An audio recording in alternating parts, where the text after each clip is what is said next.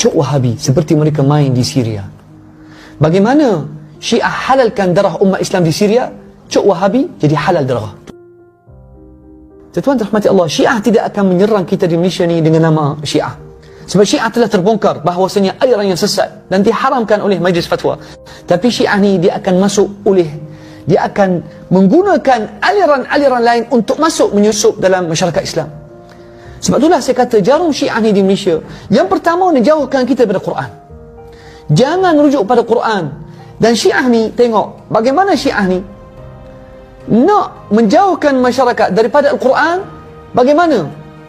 Dalam untuk menggunakan satu cara, siapa-siapa yang banyak rujuk kepada Al-Quran dan Sunnah akan dicuk Wahabi. Nampak? Kenapa Syiah suka sangat gelar awak yang banyak pegang Quran dan Sunnah sebagai Wahabi? Sebab Syiah sebenarnya tak tahu bagaimana nak jauhkan kita dengan Quran. Mana-mana ustaz, penceramah, pendakwah, banyak pegang Al-Quran, Kitabullah, banyak pegang Sunnah, sikit-sikit keluar ayat Quran, oh Wahabi. Nampak mainan dia? Sebab mereka nak jauhkan kita daripada Al-Quran. Akan dicuk Wahabi. Akan ditakutkan masyarakat, momokkan. Yang paling berguna sekarang ni, Wahabi. Paling mudah. Padahal kita tanya, apa itu Wahabi? Adakah orang yang pegang kitab Allah, awak nak bagi orang takut dengan dia? Orang yang pegang sunnah Rasulullah sallallahu alaihi wasallam, pegang hadis yang sahih, di mana Rasulullah sallallahu alaihi wasallam sebut, taraktu fikum amrain ma in tamassaktum bihima lan tadillu ba'di abada, kitab Allah wa sunnati. Rasulullah sallallahu alaihi wasallam sebut dua perkara kita pegang utuh di akhir zaman supaya kita tidak akan sesat dan tidak akan terpesong, kitab Allah dan sunnah. Bila kita pegang Quran dan sunnah, kita akan dicuk Wahabi. Nampak mainan licik Syiah di Malaysia? Inilah jarum yang paling bahaya di Malaysia. Ya tuan-tuan, inilah jarum Syiah di Malaysia untuk gelar awak. Bila awak banyak cenderung kepada Quran, banyak pegang, mulut awak tak berhenti baca Al-Quran dan gunakan Al-Quran, hidupkan Al-Quran. Jangan, kita sekarang ni tengok masyarakat baca, tapi tengok masyarakat kita baca Al-Quran bagaimana. Baca Al-Quran hanya menjadi satu baca Al-Quran dalam bentuk amalan budaya tanpa ruh. Baca Al-Quran Khamis malam Jumaat.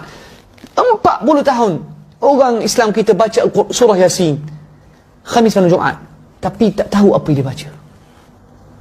Tak tahu apa dia baca. Syiah tuan-tuan, dia tak kisah kita baca Quran, tapi jangan menghayati Al-Quran. Jangan menghidupkan Al-Quran tuan-tuan. Nah, Masya Allah, minta maaf saya tak nampak. Nah, itulah mainan Syiah, cuk Wahabi seperti mereka main di Syria. Bagaimana Syiah halalkan darah umat Islam di Syria, cuk Wahabi jadi halal darah. Tu je. Sedangkan tuan-tuan, kita Ahlus Sunnah wal Jamaah, kita hanya pegang Quran dan hadis. Ijma' ada, jangan risau. Ijma', qiyas, istishab, istihsan ada belaka, jangan risau. Tapi mu tak faham Quran nak pergi kepada qiyas. Faham Al-Quran dulu. Faham apa itu Quran, faham apa itu sunnah, baru nak lompat qiyas. Mu qiyas pun tak tahu, Quran pun tak erti nak baca, Quran pun tak tahu ayat dia pasal apa. Sebab tu Allah Subhanahu wa taala sebut surah Al-Maidah ayat 48. وَأَنزَلْنَا إِلَيْكَ الْكِتَابَ بِالْحَقِّ مُصَدِّقًا لِمَا بَيْنَ يَدَيْهِ مِنَ الْكِتَابِ وَمُهَيْمِنًا عَلَيْهِ وَأَنزَلْنَا إِلَيْكَ الْكِتَابَ بِالْحَقِّ. Allah Subhanahu wa taala turunkan Al-Quran dengan kebenaran, dengan hak. وَأَنزَلْنَا إِلَيْكَ الْكِتَابَ بِالْحَقِّ مُصَدِّقًا لِمَا بَيْنَ يَدَيْهِ مِنَ الْكِتَابِ. Semua cerita-cerita hukum hakam akidah yang pernah tertulis dalam kitab-kitab sebelum Al-Quran, Suhuf Ibrahim, Az-Zabur, At-Tawrat, Al-Injil, Al-Quran datang untuk mempercayainya, dan apa yang Al-Quran sebut itulah disetujui. Apa yang Al-Quran tolak, Allah kata wa muhaimin musaitir. Al-Quran menjadi ketua kepada semua kitab. Tidak ada kitab, Masya Allah. Naam, barakallahu fiik saudara Muhammad Bakhtiar. Pegang Al-Quran tuan-tuan. Saya tak akan berhenti insya-Allah untuk menyeru masyarakat kita pegang Al-Quran dan Sunnah.